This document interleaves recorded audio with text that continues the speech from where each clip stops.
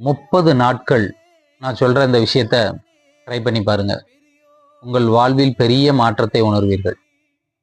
அது என்னன்னா, மறைவாக செய்யும் விஷயங்களை பிரபஞ்சம் விரும்புகிறது.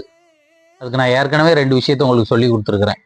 ஒன்று அமைதியான நன்றி, இன்னொன்று மௌனமான நோக்கங்கள். அதாவது அமைதியான நன்றி ஒரு 3 விஷயங்களுக்கு நன்றி செலுத்தணும், அதை மனசுக்குள்ளே சொல்லிக்கணும், காலையிலையும் இரவுன்னு சொல்லியிருந்தேன். அதே மாதிரி மௌனமான நோக்கங்கள் இருக்கணும். உங்களுடைய ஆசைகள் ஒரு நோட்டில் எழுதி வச்சு அதை மூடி வச்சிடணும்னு சொல்லியிருந்தேன். இந்த 2 விஷயம் சொல்லியிருந்தேன். 3ஆவதாக உங்களுக்கு ஒரு விஷயம் சொல்கிறேன். இந்த விஷயத்தை நீங்கள் தொடர்ந்து 30 நாட்கள் ட்ரை பண்ணி பாருங்கள். அதாவது எந்தவித தற்பெருமையும் இல்லாமல், புகழ்ச்சியும் இல்லாமல், தூய ஆற்றலோடு உதவி செய்வது. அது எப்படின்னா,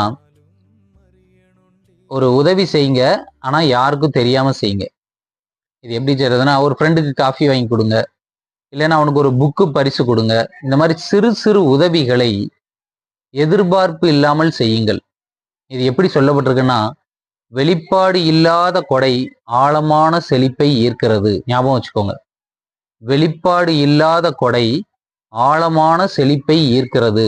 பிரபஞ்சத்திற்கு ரொம்ப பிடித்த விஷயம் பிறருக்கு எதிர்பார்ப்பு இல்லாமல் சிறு சிறு உதவிகளை செய்வது. உங்களால் எவ்வளோ உதவி செய்ய முடியுமோ அதை உங்கள் ஃப்ரெண்ட்ஸுக்கு உதவுங்க, கஷ்டப்படுறவங்களுக்கு உதவி செஞ்சு பாருங்க. ஆனால் நீங்கள் உதவி செய்வது யாருக்கும் தெரியக்கூடாது. பிரபஞ்சம் மட்டும்தான் பார்க்கணும் இதை.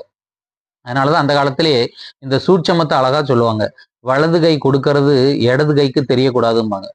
அந்த மாதிரி யாருக்கும் தெரியாமல் உதவி செய்து பாருங்கள். பெரிய பெரிய நல்ல விஷயங்கள் உங்கள் வாழ்க்கைக்குள் நுழைவதை காண்பீர்கள். பண வரவு நிகழும், புதிய மனிதர்கள் வருவார்கள், உங்களுடைய ஆசைகள் எல்லாம் நிறைவேறுவதை நீங்கள் காண்பீர்கள். சின்ன சின்ன விஷயமா இருந்தாலும் பிரபஞ்சம் உங்களை கவனித்துக் கொண்டிருக்கிறது.